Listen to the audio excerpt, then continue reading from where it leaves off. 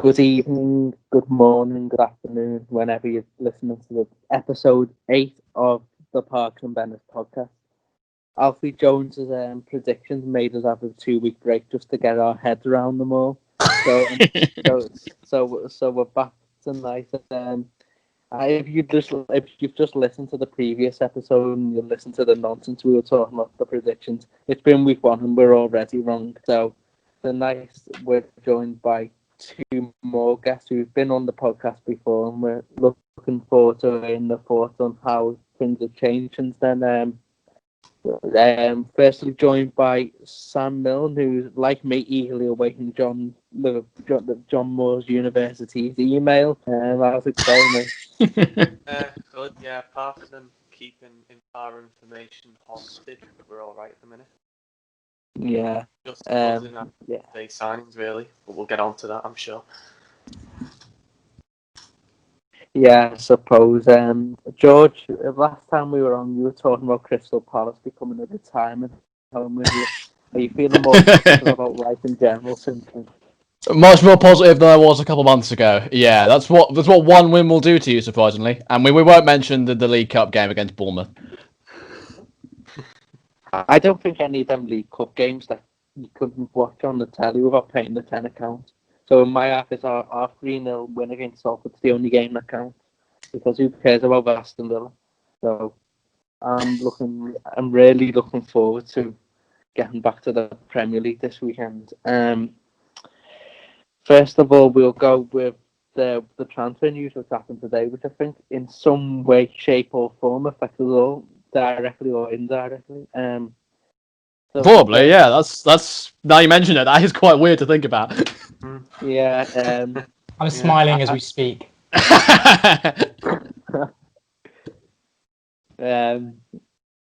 So I think the best place to start, because we have to go mainstream about Thiago. We can't talk about Titus Bramble's move to Chelmsford or something with anything like I would want to. So we'll talk about Thiago. Sam, give us the lowdown on Thiago. Why have Liverpool started spending money 9 years after we last bought a player? Well, it's a good short answer, because we sold Keanu Hoover. We're selling Keanu Hoover to Wolves for 10 million. That's the reason, pretty much. But also, it's a great deal. 20 million plus 5 on bonuses for probably one of the top 3 or 4 midfielders in the world. It's just another masterclass, really, from our sporting director, Michael Edwards. What Thiago brings to the team. Last season in the per 90, he had more interceptions, more completed dribbles, and more ball recoveries than any of our midfielders. And that's quite mad, considering we've got Fabinho in midfield as well. And it's just going to give us a new dimension going forward. So when we're against a team in like that low block against the teams you love that sit back, he's going to help to unlock them. Hello to that. He might be good, but does he never give the ball away like Abdoulaye Doucouré? Abdoulaye Doucouré literally never gives the ball away. And I think over about 9 years at Bayern Munich, he had 93% pass completion, something mad like that. So, well, I would go as far as to say it's been about 9 years since Doucouré last gave a ball away.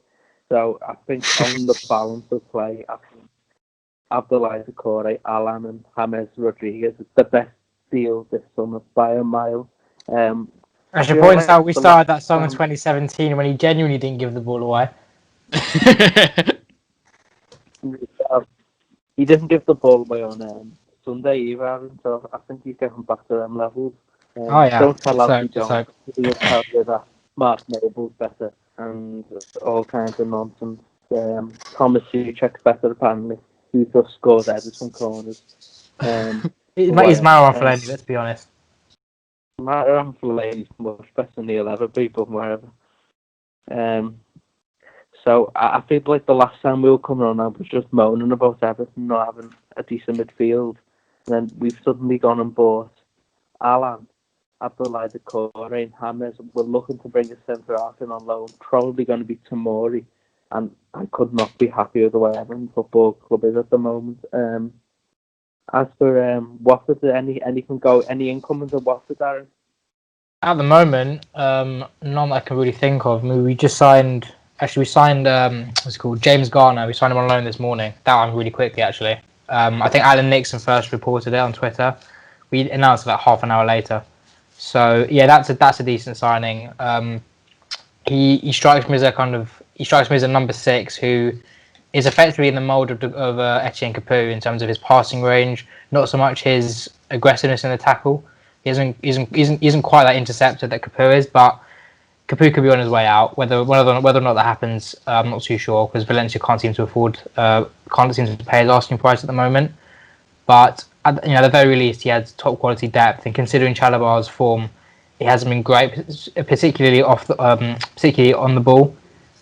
We need that. Ivich fancies that sort of number 6, so I think this could be a top signing for us.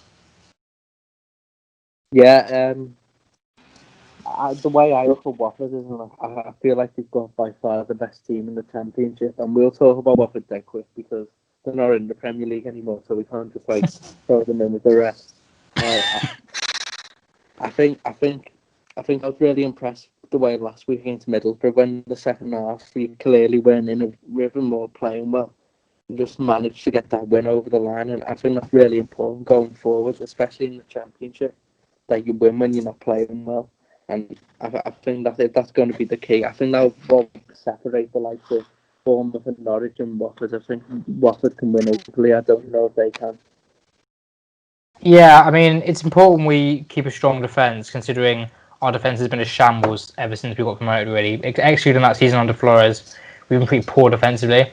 So, so far, Ivich looks to, he seems to have a solid defensively. I thought we were excellent in that sense against Middlesbrough, not so much going forward, although I thought João Pedro was amazing against Borough. So I think we can get some. I expect us to start slowly, considering there's so much uncertainty at the moment. There are so many players that can come in, so many players that can still leave. We effectively don't know what our starting 11 could be completely different by the time the window closes. So at the moment, it's just important to grind out results. The performances don't necessarily need to be there, but if we're showing signs of improvement, then I'm pretty confident going forward. So yeah, like you say, it's important to grind out the wins early on, and that's what we seem to be doing. Yeah, I totally agree with that. As I said to you before, when I introduced George, that he was moaning that Crystal Palace was becoming some sort of retirement home the last time he was on. They've now gone to one of Frank Lampard's academy. What's going on, George? I was expecting the League One to end by now. Well, we've very much pulled our finger out our backside in terms of recruitment, haven't we? Well, I mean, to be fair, I think the whole Palace Academy or whatever you want to call it, as you said, it's been on our plans for a while. I mean, we appointed Frank de Boer as manager, for crying out loud. We clearly wanted to have a more youth-focused approach to our game, but he turned out to be terrible. So we blew a lot of money on him, had to sack him early, and then we didn't have any money left to back him with. So, and then it's finally taken us this year to get along with it, and now we're actually doing what we should have done, which is targeting youngsters from lower leagues and from abroad and bringing them in. Obviously, Eze is the big one. Looked good in pre-season, looked good off the bench against Southampton. Less so against Bournemouth, but everyone was off that night. I think they were just told to minimise injuries, so I'm not too worried about that. Batshuayi on loan obviously is a big one. He's averaged 1 goal in 2 games for us before, and we were something like 4th in the form table after he joined us. So I think that's, especially in terms of, apparently the buyout clause, the option to buy is a lot higher than we thought, something like 30 million. So I can't see us paying that unless he does really well.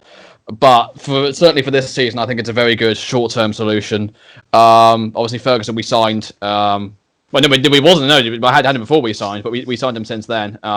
Still out with his injury, but should be back in training soon, hopefully, when he's fit. Very promising young player. I think he's had something like some of the best defensive stats in the Championship for sure last year. The players we've been linked with in the past couple of weeks, Ryan Brewster of Liverpool, obviously. Sam, you're familiar with him. And Said Benrahma of Brentford. A lot of our fans definitely have a preference. They want Benrahma, which I can understand why, because he's a very talented player. I think would do well in the Premier League. But you can argue we need a striker more, because we've got Batshuayi who's on loan, we've got Ayew, we've got Benteke who's injury prone and doesn't even score that much to begin with. We've got Connor Wickham who's even more injury prone and is probably going to leave. So we are a bit short up top. But yeah, I mean, whoever we get, honestly, I think the board have done such a good. Our recruitment's been so solid this season. So far at least. I sort of trust their judgment at this point. Whoever they decide to get, I think will benefit the team the most. And I think the problem is that Roy Hodgson has been backed for the first time in his whole managerial stint. So now there is going to be even more pressure on him than there was before. And fans are not going to expect not just a strong start, despite our run-in, but they're going to expect better attacking football as well, which I'm not sure he'll deliver either of those personally. I'm personally writing off this season. I think as long as we get another solid mid-table finish like last season, possibly even challenging the top half, it's probably going to be his last season anyways. So that's all we really need. I just, you just if it goes on longer than that, then fans are starting to get restless. So I don't know. We'll have to see how it goes. Yeah, well, you can talk about Ben Rama or Brewster, but I've got a better idea for you. We'll take Zaha for a fiver and we'll give you a Wobie, Bernard, Chen Tosin. We've got Mo Besic, Sandro. You can have all them and we'll give you a fiver. I like how you're seemingly the only Everton fan on Twitter who's actually calling them out, because you get these other boneheads on that side, which is like, what if we just offer them Yannick Bolasie and 30 million? Surely they'll take us. Like, no, we won't take that. He's been useless for the best part of 4 years now. Even die-hard Power fans that love Bolasie are going to sell our best player for him for peanuts. Trust me, I've seen plenty of thick Everton fans in my day. Owen is very much an exception. It's incredible, honestly. We'll give them.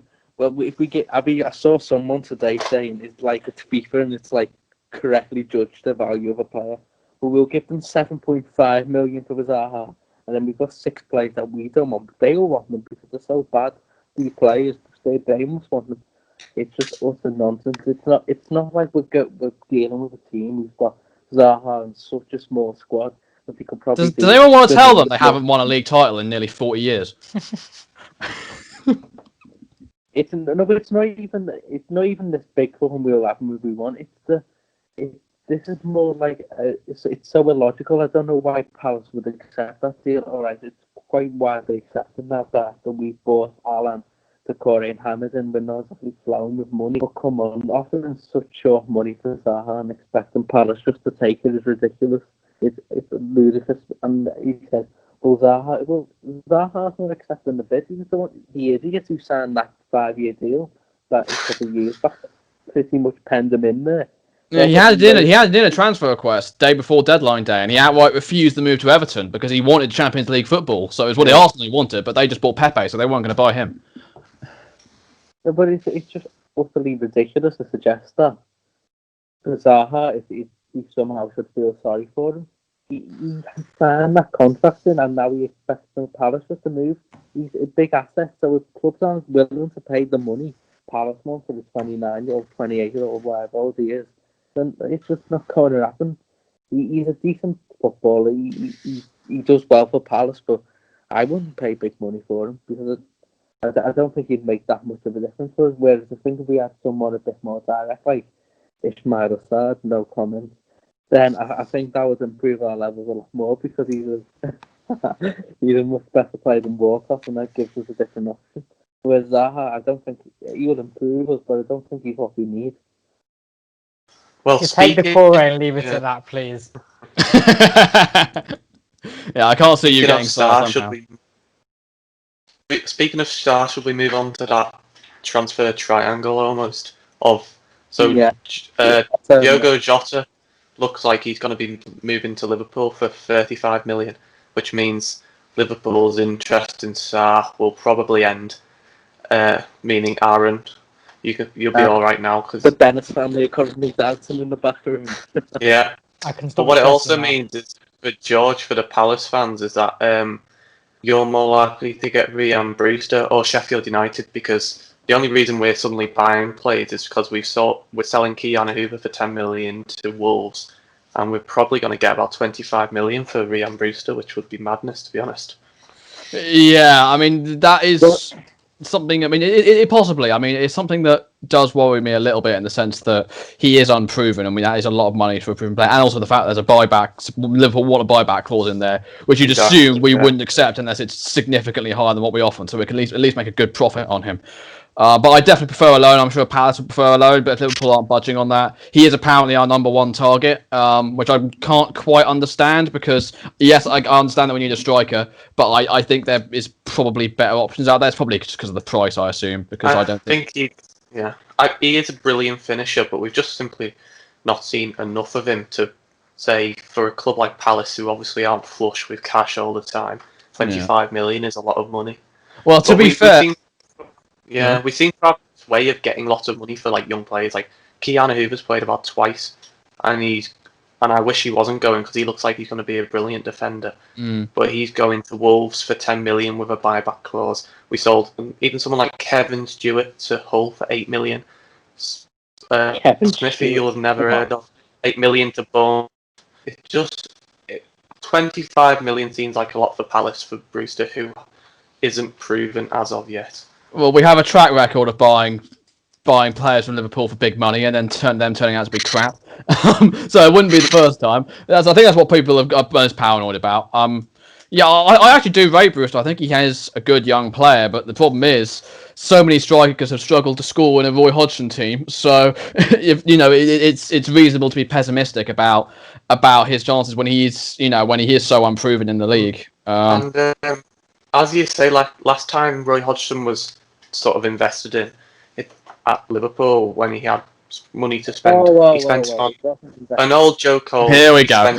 He spent it on Milan Jovanovic. He spent it on Christian Poulsen, two of which you probably never heard of. So just sort of be careful what you wish for with Hodgson.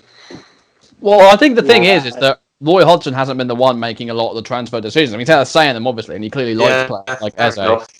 Yeah, I think it's more of a balanced effort, and it's like even if he was in charge of the transfers, we're all very happy with the players he's brought in. So it's a win-win, really. Yeah. It strikes me as a bit odd that they're willing to sell Brewster. I've been wondering about that. Why they're willing to sell Brewster, even if it's a 25 million quid for an unproven player.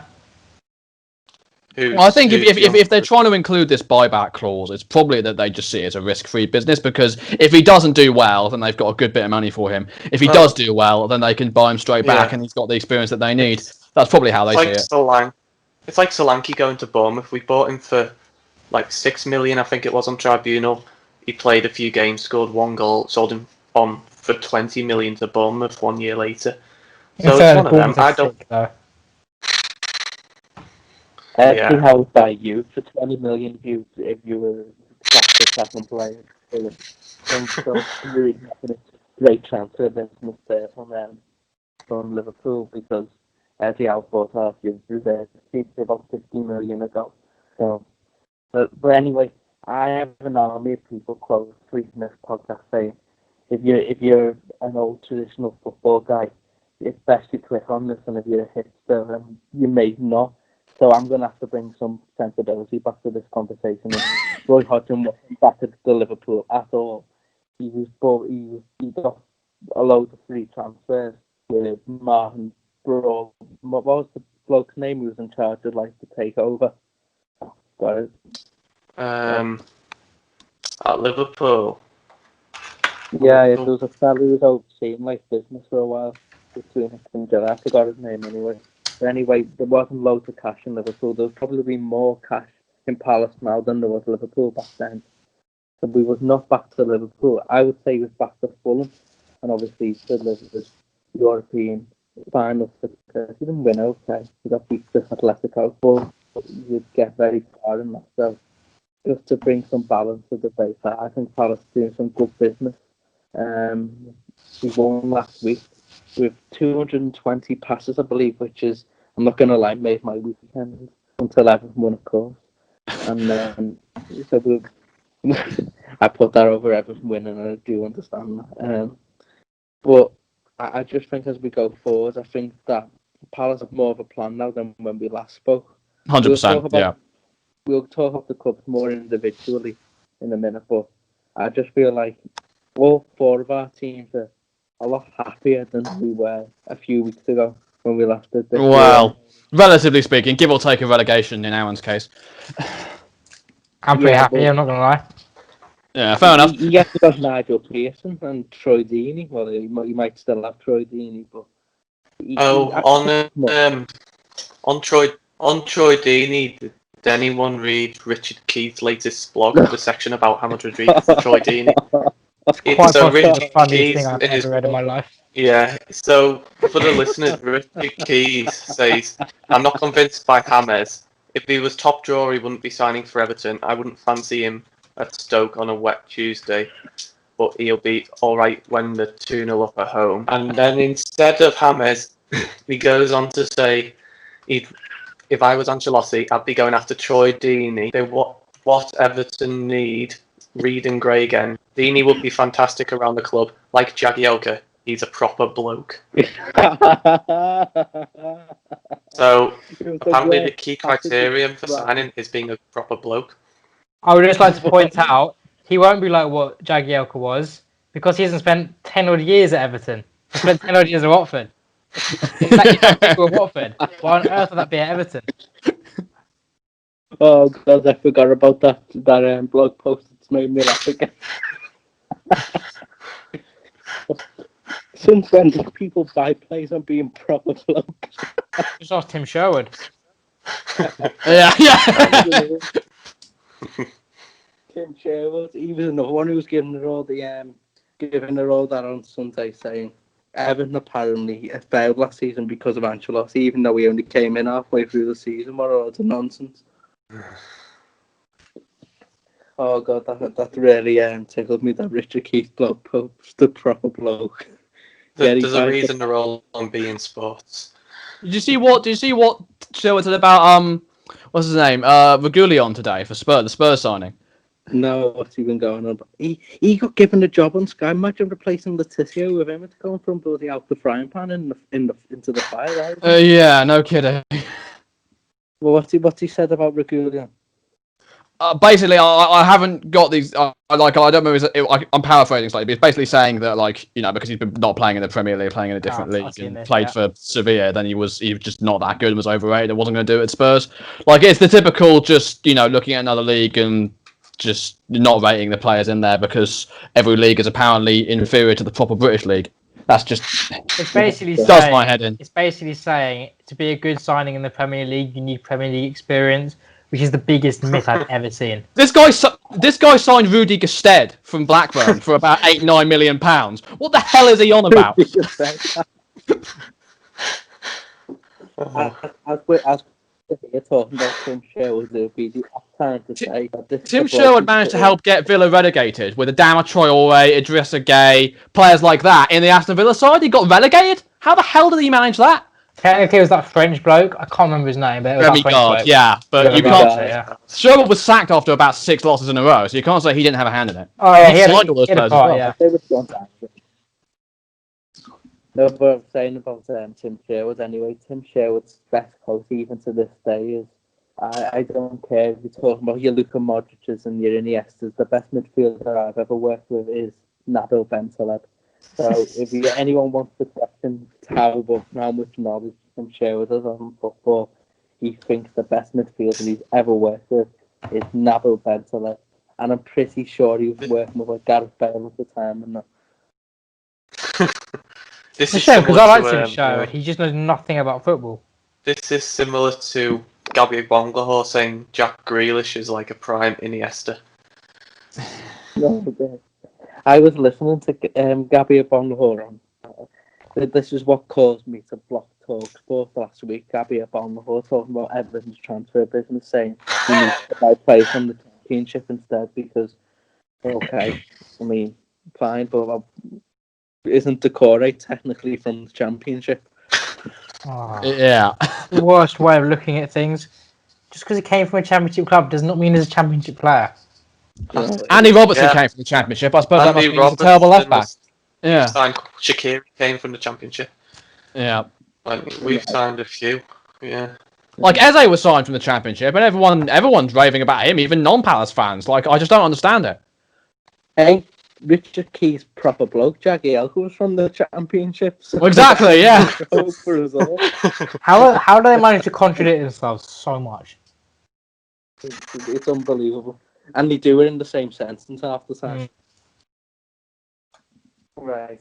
Now we've laughed about Richard Keys, Tim Sherwood, and all things transfers. I think it's a good time to start talking about what happened last weekend. I'm going to start off with one question for you. So I'll start with Sam. And what was the one sort of like game, or what was the one game that stood out for you last week? I think the obvious answer is the Liverpool 4 Leeds 3 game for most people. Just sheerly because of it's like the season opener, the Championship champions against the Premier League champions. And what was the only game apart from one other, I think, which both teams scored. So there you go.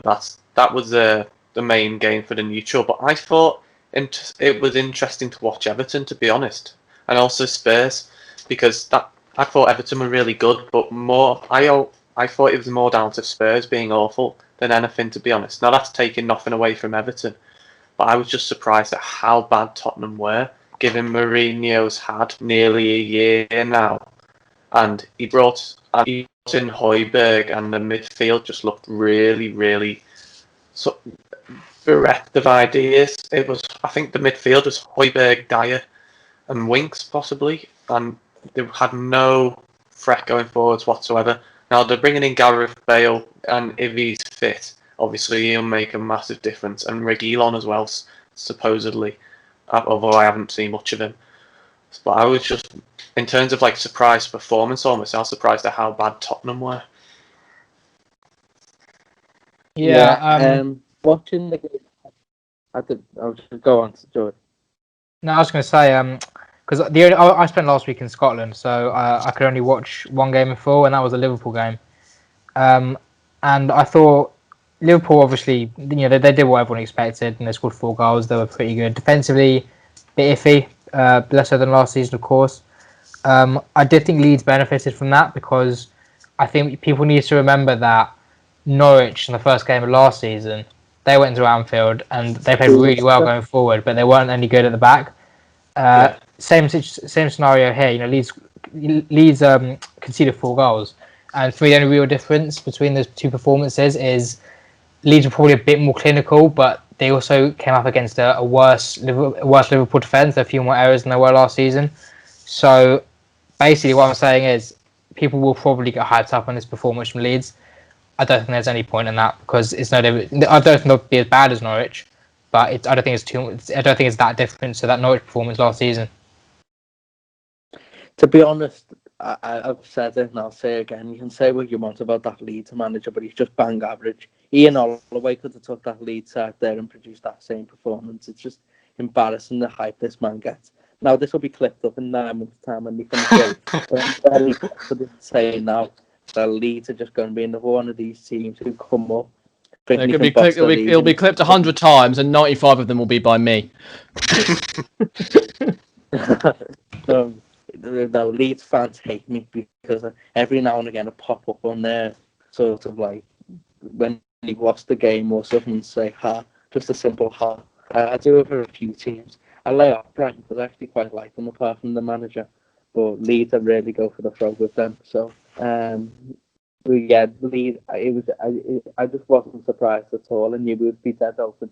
Liverpool can get away with it because they won the league from by about 30 points last season. Leeds, they can't get away with it. They've come up and they've got the lovely choice between Rodrigo and Bamford up front. Neither of whom I don't think will score enough goals for them to play that style. I think they're going to need to tighten up at the back a bit more, but we'll see. I think he'll be Fulham tomorrow. As for Everton, I thought we were very good. I thought the biggest compliment, the biggest service, I can do Tottenham is they look like Everton. And that isn't a good thing, because normally that just means not having an idea of how to move through the lines of the pitch, losing the ball constantly and just wilting. But Gary Neville seemed to want us to win until the other night when we played Salford. So, I mean, everyone was behind Everton, it seems, on Sunday, and I was ecstatic with the win. Now, that will fall down miserably when West Brom beats us 1-0 tomorrow. But as of now, time of recording, I'm really happy with the last 2 weeks of Everton. Any other games from last weekend you particularly stood out? I thought Newcastle played well. Well, yeah, you'd say that. I thought he genuinely played well. They did, to be fair. Now that they've actually backed their manager for the first time in about 10 years, they've put a decent squad together there, and I still don't really rate Steve. Well, exactly, but I still don't rate Steve Bruce as a manager in terms of like getting him into that top bracket of teams. But he'll do all right with that team. I think they'll have a solid season, probably finish about the same place. Yeah, and I think that's all that could be expected for the team that's never done anything. There's literally no difference between Newcastle and Barnsley, really, because you might have loads of more fans, but never done anything. They had a few years where they was lot more trophies as well, even if they were 60 years ago. They had a great spell at the end of the 90s under Keegan. Yeah.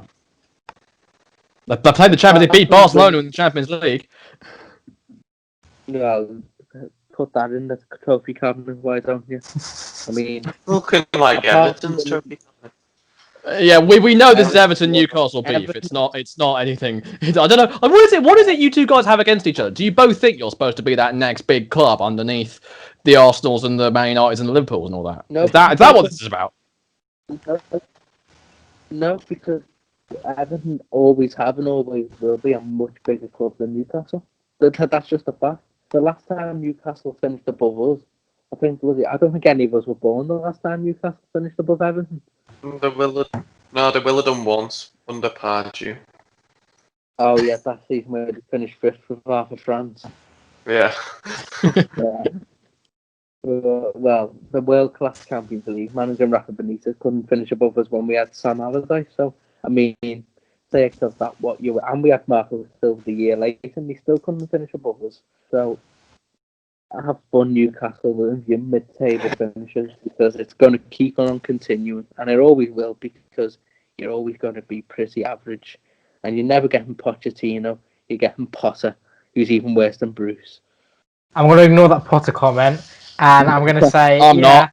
Yeah, I don't like. I don't like Newcastle either. They're just a bunch of entitled fans, to be honest. Like Owen says, they're just an average team. When was the last time they're actually successful in terms of trophies on a consistent basis? I've got no idea. This idea that their owner, doesn't back them, that's a myth. He's not great, don't get me wrong, but it's not about that. Yeah. It's not just about the owner not backing the team. It's about him taking money out the club. It's about changing the stadium name to the Sports Direct Arena, and they could go on for a long time.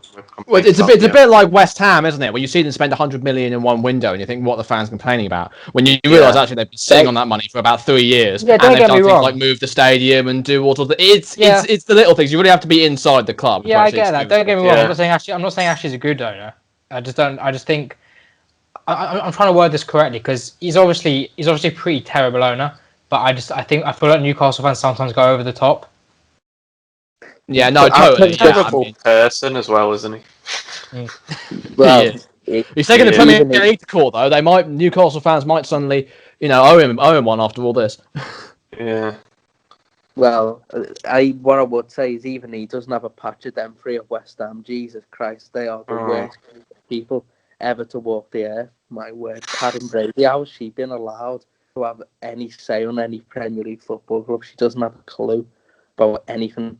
And I feel quite sorry for West Ham because I actually think they've got something to be worried, to be talk about because they've moved ground which none of them asked them to some just soulless bowl in the middle of nowhere, it's pretty grim round there if anyone's ever been. And honestly, I wouldn't wish that place on anyone. And you don't really spend money. I don't think they get managers in who Newcastle have had Bruce and Benitez. Benitez obviously is a higher caliber than Bruce, but they both get results. I don't even think they get managers in since Big Sam was there who really get consistent level of results. I think Moyes Cooper, he needs backing to do it, and his own players. I honestly think they're a real mess, and I think they could go down. I did put Aston Villa to go down, and way more towards West Ham now, to be honest. Yeah, I think Moyes is always grouped into that sort of Pulis, Sam Allardyce, Roy Hodgson category of stable managers that will always keep you up. But he took Sunderland down bottom of the table, and they were in a similar position to West Ham, where they just stayed up by the skin of their teeth and didn't invest. There's no reason why he can't take West Ham down as well.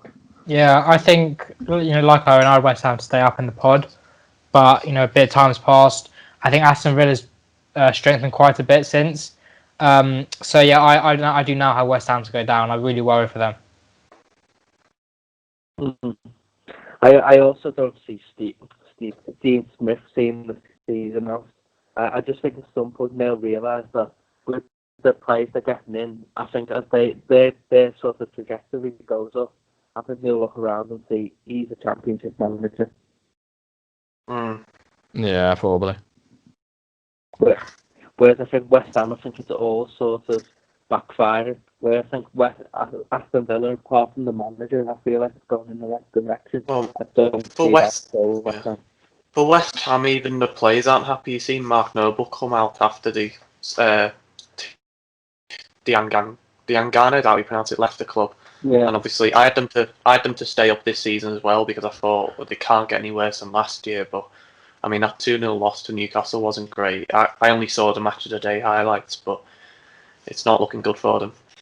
I mean, they're running the next few games. I'm really counting on them to lose all of them and beat Frank de Boer's record for the worst start in Premier League history. I mean, that's all I can hope for at this point because they really look like they could be on their way to it.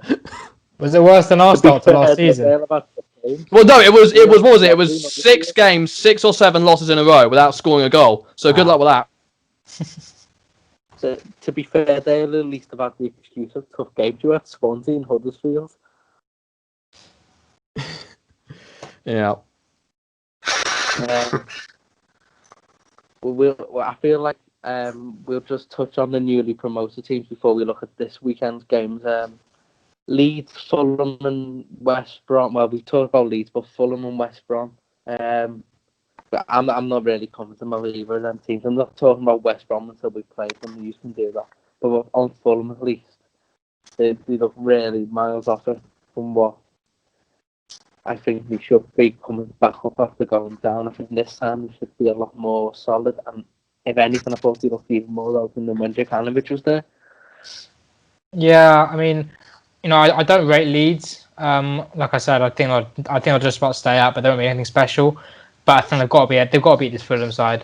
Don't rate any of their players. Don't rate their manager. It's more so down to his lack of experience. But you can't say Parker's really proven anything. I mean, I know he got promoted. He's done well, but it's kind of difficult to say. Basically, is what I'm saying. How Parker will do. So yeah, I think Leeds should definitely have enough to beat that Fulham side. Because I just feel like over the season as well, they'll just be a bit naive. It'll be interesting to see if Scott Parker sees the season out. And yeah, as for West Brom, again, I thought I was impressed by Everton. The spells I was able to watch because my stream was terrible of the Spurs game. I thought I was really impressed by Everton. They looked a lot better than last season. With the full season under Ancelotti, they should definitely improve. So similarly with Leeds Fulham, I think Everton should definitely have enough to beat West Brom. I hope so. All the West Brom fans who have been talking all week about Toby Pulis will just come after me one by one, and the walls will be closing and it'll become Saturday dinner time. Yeah, I mean, West Brom. I mean, I can sort of see them staying up, but simply because I don't think Slaven Bilic will see the end of the season. I think that he'll be sacked around Christmas time, and I could see them bringing in someone like Chris Hughton just to keep them up. And I think they'd probably. I think with the team that they've got. Well, exactly. Yeah. I mean, that's we know that's what you're hoping for, and you'll become insufferable then. But they'll probably. I mean, it's the season after they've got to worry about because it all falls apart after that. But.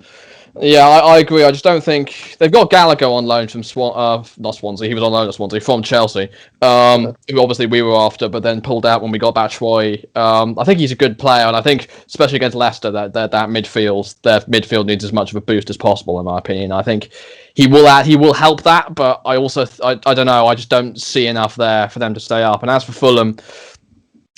I think Scott Parker is very much one of these sort of style over substance managers, isn't he? He's a bit like Graham Potter, isn't he? That's all about the philosophy and the young progressive coach is going to bring, play this beautiful passing game and all that sort of thing. It's like, well, you get thrashed 3-0. It's against a good Arsenal team, to be fair, an Arsenal team on the up, but you get thrashed 3-0 and you don't score a goal. It's like you need results at the end of the day.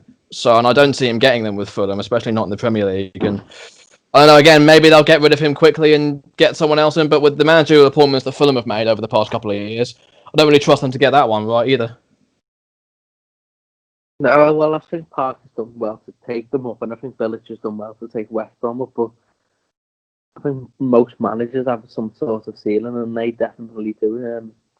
I think West Brom, you've just put ideas in my head there with Chris Hughton, but I think that would be a good appointment, to be honest, because even if he did go back down, he's proven in the Championship, and I just don't rate Village. I think his teams run out of ideas pretty quickly, and seeing at West Ham, I think the same's going to happen here, to be honest. I can see them not changing, going down. Fulham, the thing with Fulham is, and it's going to go back to another agenda here, but the last time Fulham were very good, they had a pragmatic manager and Roy Hodgson, and since he declined, trying to play open football. And obviously he did well coming up, and it's a bit too good for the Championship at times, but once he gets to the Premier League, he just can't stop conceding goals. It's like Norwich. Norwich, they come up and they think that they can conquer the world, when in reality, we need to do with Sheffield United. We don't pass them up by any means every week, but they have a good blend between knowing when to see a game off, knowing when to overload the team. Fulham and Norwich, they never have the quality to do either. But I think it'd be interesting to see how they get on this weekend. Fulham are playing Leeds. West Brom obviously come to Goodison. It'd be interesting to see how they do. I've still got flashbacks from the last time. I think West Brom came to Goodison and they won 1-0, and we had about 47 shots. Which, I mean, fair enough, West Brom. Fair enough. But we'll see how things go. Obviously, the other games this weekend, the one that stands out for me, and obviously for me and me only, no one else this game stands out for, would be Newcastle and Brighton, which is the alternate clash in styles. I just can't wait to see how that one goes on, because who knows what kinds of devilish antics are going to go on there. I think Newcastle will win that, because I think that Potter's attacking style will suit their defence perfectly. I think they'll be able to, a bit like when we did when we went to their players, they'll just stifle it well. And they've actually got a decent finisher on the ball in Callum Wilson that can put the ball in. And I just think they'll have too much for them personally. One of us is going to be insufferable, I know that much. I'm going to be insufferable. Like I said, I don't like Newcastle, but there will be something pleasurable about Steve Bruce being Graham Potter, I'm not going to lie. For the other games, though, I think Palace are off to United, aren't they, George? Yep. It's hard. I mean, it's weird. I am hopeful for that game, simply because United haven't had. Well, I say haven't had the best transfer window. They spent £40 million on a Ajax midfielder, but the fans certainly aren't happy. You want to find a group of fans that are more entitled than Newcastle, it's them. But there's, and we've started well as well. Obviously, we beat Southampton. Even though, again, it was very much a standard Roy Hodgson performance where we just sort of soaked up the pressure and hit them on the break, and we had far less possession and all that. And if you want people to talk whatever about Zaha and how he's winning us points, if you want to thank anyone for that win, it should be Vicente Guaita, because some of the saves he pulled off, especially right at the end, were unbelievable. I don't know how he managed to keep a clean sheet, but there you go. I think with the now that the pressure's been taken off us with that win, and with the players we've got, Eze and Batshuayi are both supposed to be fit now. I think that we will play our counter-attacking game, and I think we've got better players to do it now. Obviously, we won there last season with a much more threadbare squad, so I think we've got a chance. But then every time I'm hopeful, they always manage to beat us. I mean, I remember the very end of, I think it was 2017, end of that season, right before the Europa League final, and they literally played all the kids. I think it might have been like Mason. I think it was Scott McTominay's first start for United. I think like 3 or 4 years before he actually joined the first team, and they've still beat us 2-0 even with the kids out. So they find new ways to beat us every year. Obviously the VAR disaster class that was last year, if they don't beat us, the referee will. So I should be confident for this game, but I'm not, just going off of history. But what I would say though in Palace's defence is that this type of game away from home, no fans there, being quite not passionate. I feel like this is the type of game that could suit Crystal Palace and Roy Hodgson's tactics, where they can just sort of sit in make it difficult for United, and if he had a set piece or I don't know something on the counter attack, then you can nick the game. I think this is the type of game that I think in these conditions I think suits Palace. Well, I mean, I agree, but having said that, the last 4 games we played away from home behind closed doors, we lost all 4 of them and didn't even score a goal. So I wouldn't say that makes too much of a difference. Yeah, but I think you're on that from the beach. Then I think now where it's sort of matters. Probably. I do like what Palace are doing, to be fair. I think they've done good business, and yeah, you know it'll be a tough game. But yeah, I do think it'll definitely be a close one. I think throughout the season, you can say the same for this game. I think it'll be the case throughout the season. They'll look a lot better going forward with the likes of Eze and Batshuayi. But yeah, for this game, I'd probably give United the edge just down to the quality. But that says more about United than it does about Palace, because I think they'll be in for a decent enough season.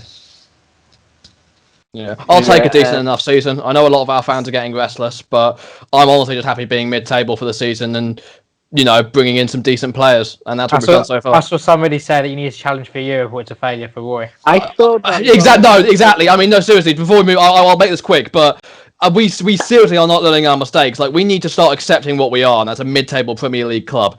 Aiming for Europe is fine, but that should not be our expectation. That should not be you're out of a job if you don't get this, because no one's done it so far. No one's gone into Europe, not even title-winning Frank de Boer. So let's just chill for a bit, shall we? Yeah, I saw that exact tweet saying that it was something like Roy Hodgson's whole managerial style of Palace will be an utter failure if he doesn't qualify with Europe. It's just anything with these people. Honestly, they burn me head up. But if Graham Potter walked in, he's got to be given a year to bed in the style. Or where'd you finish 20th? So it is exactly. I prefer not to speak. Yeah. You can tell I've had a few bottles of beer after this point when I'm calling people style over such hipsters. We haven't even gone into Thiago yet, and you're still bloody hell. We talked about Thiago before, didn't we? Briefly. Yeah, I thought it was before we came on air, but you can tell how much I've been paying attention. I'm not even drinking, so I didn't have the excuse. But we're going to bring it right round to something I've got for concentration on. It's that Sunday night, Leicester v Burnley. The Lancashire soulmates are back at her again. Welcome to this year's episode of Sean Dyche Propaganda, hosted by Owen Parks. He's going to Leicester and he's going to win 1-0. I don't care what anyone says. Yeah, well, I mean, putting Sean Dyche to 1 second for a minute.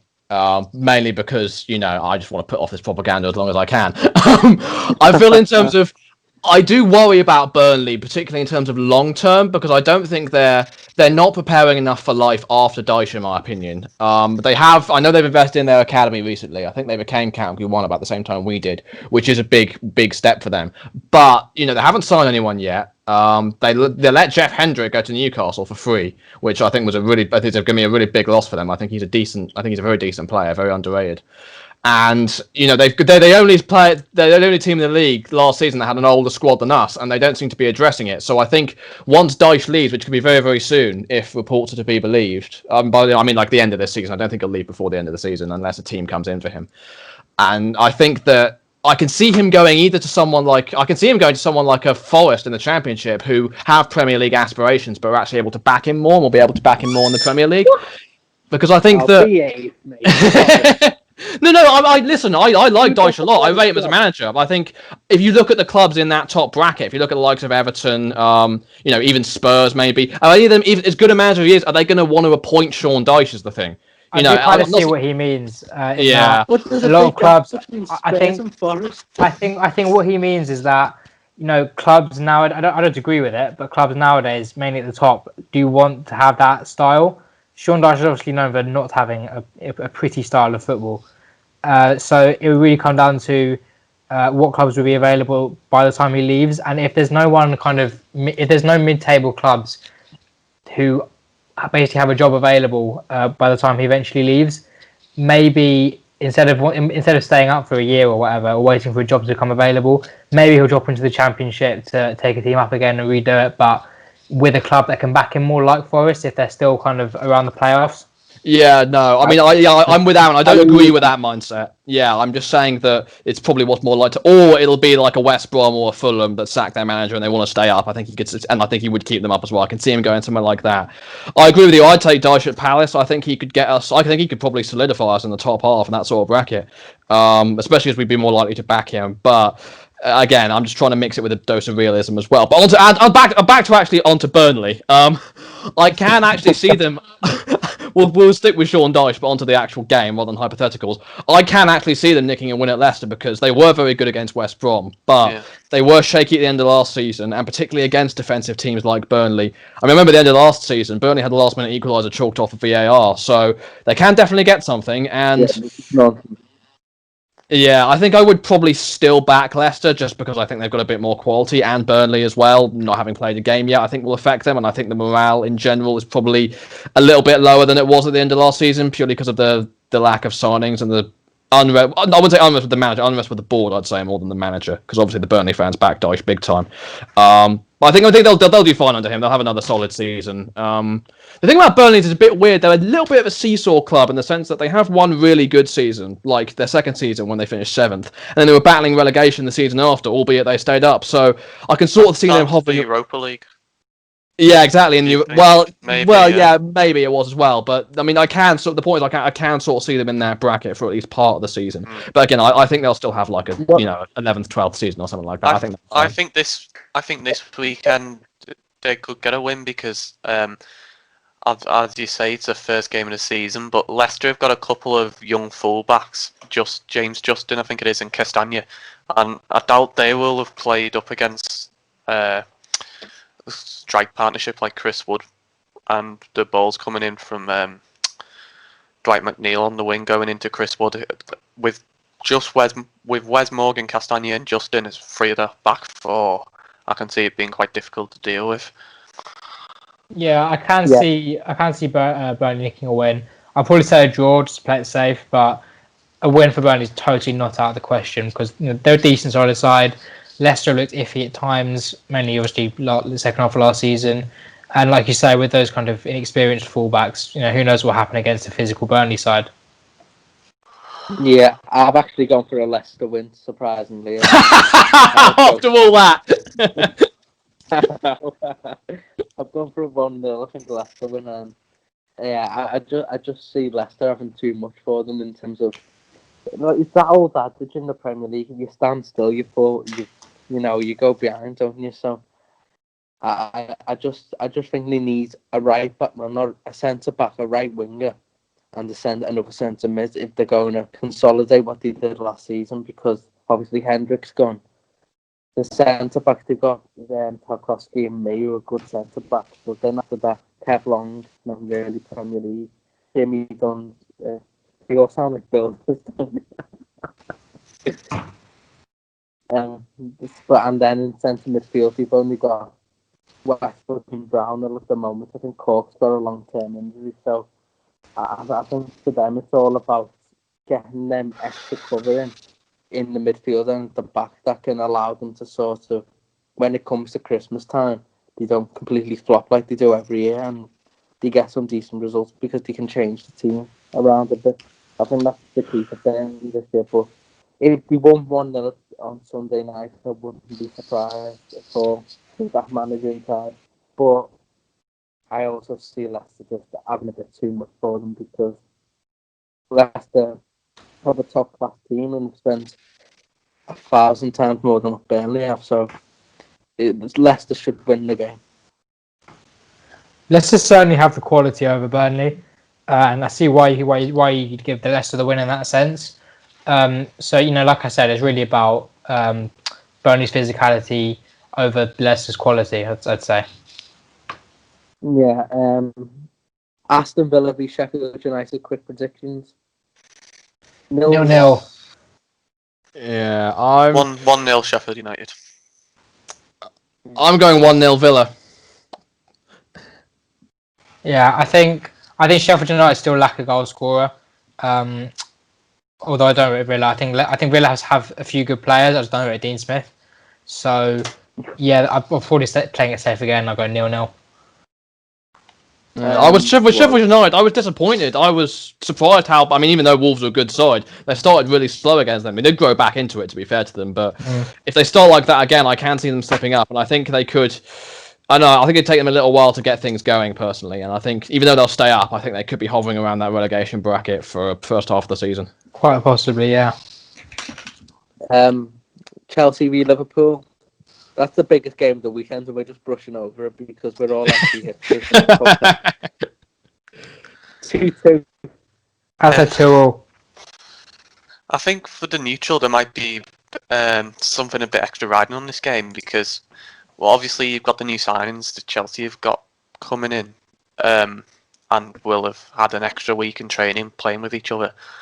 But also, as Klopp doesn't like to admit it, he said in his press conference today, certain quotes have been taken out of context. There is a little bit of a. Last time we played Chelsea, there's a little bit going on between. I think it's mainly from Lampard's end towards Klopp, and Klopp was a bit bemused. But there were some comments, and then there's been a little bit of back and forth in the media as well recently with regards to like transfer policy and that kind of thing.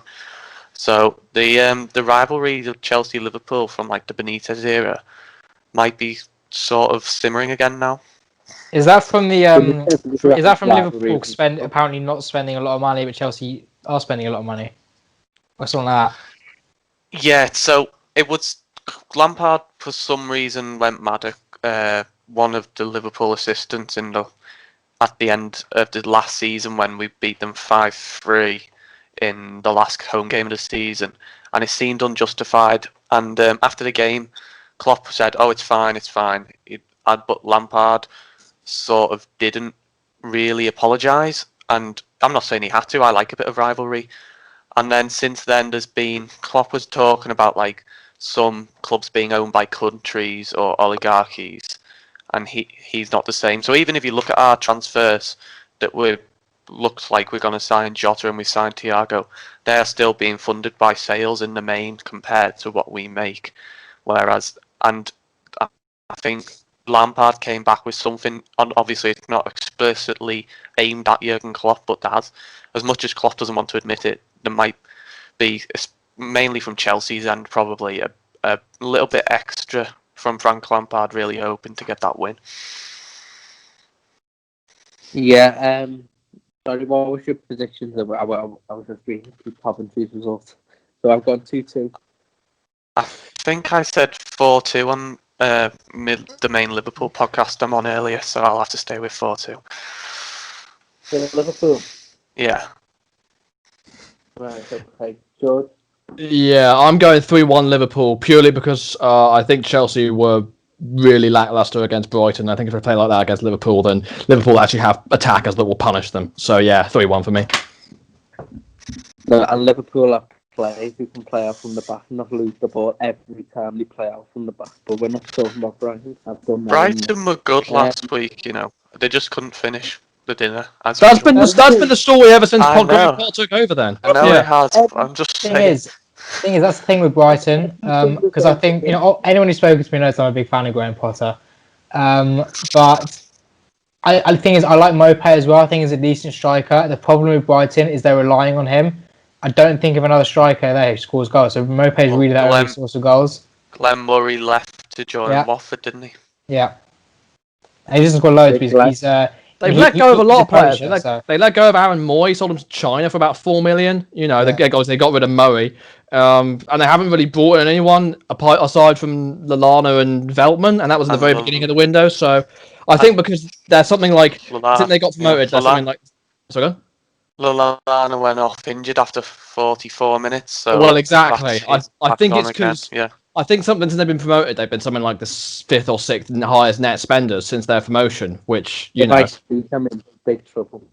Yeah, well, that's what I was saying. This could be that catching up to them. Plus, they still have about well over £100 million in debt, which their owners lent to them to build the stadium. So, if they're not careful, it could all come crashing down on them.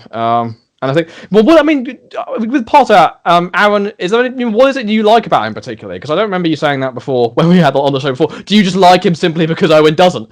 No, it's not. To be fair, I think it started when he was first appointed. I was firmly in the camp that it was a good decision to get rid of Chris Hughton, and Graham Potter just happened to be the man that came in because I'd agree with that one. To be fair, Yeah, I was hoping they'd keep him because I thought he was taking them down. yeah, I think because it happened with us when Flores left us in 2016. People had a similar reaction to Brighton sacking Chris Hughton. So I was firmly in the camp of they want to change, they want to transition into a different into a new style. They want to play good football but get up the league. So I was really just backing Graham Potter to basically prove that Chris Hughton even was a good decision. And now I just like his style. I think he's got potential, but it's really about getting the players to achieve that. I should remind everyone that after a 2-1 win at the Emirates last season, Aaron Bennis put Brighton Hove Albion 8th in the Premier League, and I'll never get over that. Oh my God. Hey, I didn't foresee the massive loss of form. I'll admit that. Were they massively in form before? They were, yeah. They had a spell where they were pretty good in I think October, November time. Beat all the Norwich. I think if we clubbed together 11 people from Twitter, we would have beat Everton and Norwich during that time. Yeah, exactly. I mean, I see what you mean. I'm starting to see what Owen means about Potter. He's in my opinion, he's got to be one of the most overrated managers in the league. Because don't get me wrong, he's done all right with Brighton. He's broken their record points tally and all that. But people talk about him like he's the future England manager or something. He's building this revolution. It's like, guys, score a goal against Chelsea first. Actually make your possession count, and then we'll start talking about how brilliant he is. Because right now, you're not getting any better than 14th, if you ask me. Yeah, I've never said, in my defence, I've never said that he should be England manager or anything like that. I've just simply said. No, I know you did. Yeah, I'm sure Owen would love him to be England manager. Graham Potter, I'd love Graham Potter to be England manager. Beerheads going to the away day from watching Potter ball, that would be brilliant. And losing 2-1. Make it happen. Graham Potter and Phil Neville, I'd love that. Up to Croatia. We want Croatia. Anyway, some more quick predictions before we finish. Southampton and Spurs, I'm going 0-0. I initially said 1-1, but I might lean towards Southampton, Unless they get Bale beforehand, then it looks like I might get the win to Spurs. He's injured. Oh, is he? Alright, then I'll probably get the win to Southampton, then 2-1. 0-0. I'm going 0-0 as well. Yeah, So, I'm going 1-0 Southampton because I just feel like they were actually very good against us, and I feel like we were hard to break down. But I feel like Spurs are doing. It's weird to say Spurs are doing worse than us at the minute, but I think even with their new signings, I think they'll struggle. So yeah. Yeah, Southampton are still predict to be a team who'll be around the top half. I think they'll have a good season. I just think Palace are really tough to break down, and the League Cup. Well, they got beat to Brentford, but who cares about that anyway? Unless you're Gary Neville, who was desperate for Everton to get beat. Well, Arsenal, West Ham, I'm going 3-0 Arsenal. I think 3-0 Arsenal. Yeah, I would say the same. 1-0 Arsenal, just to be different. Yeah, West Ham are rubbish, but we're not going to talk about West Ham, or I'll get Alfie in Instagram DMs for the next week. So we'll leave it at that with them. Leeds, Fulham, I've got 3-1 Leeds. I also got 3-1 Leeds. I'm going 2-0 Leeds. Yeah, I think Leeds will be suited to playing basically worse quality opposition this season, because when they played us, they tried to man mark, and man marking's easily undone against quality. But it'll be interesting to see if he sticks with it, because I think if he does, they've got the quality to win. I think it might be 2-0 Leeds. Right, okay. So, Everton, West Brom, did we predict that, or are we all saying Everton are going to win? I think we all will probably. I'm saying 2-0 Everton. Yeah, me too. Yeah, I'll go ahead. Yeah, 2-0. And there's one more game left. Wolves and Man City. Ooh. I think Wolves could get a result here. I'm saying 3-2 Man City. 1-2. I'm going to go 2-2. I think it'll be a draw. Yeah. Yeah. Well, Wolves won't have Jota, it looks like. That's We true. know he won't accept it. He's joining the champions of everything except everything. So we know this. This is what we get when we have a Potter advocate, a Liverpool fan on the same podcast as me. I just end up talking nonsense. We'll just do you and me next week, Owen. How's that sound? Just know. talking about The Parks and George podcast, is it? Parks and Pavlou, yeah.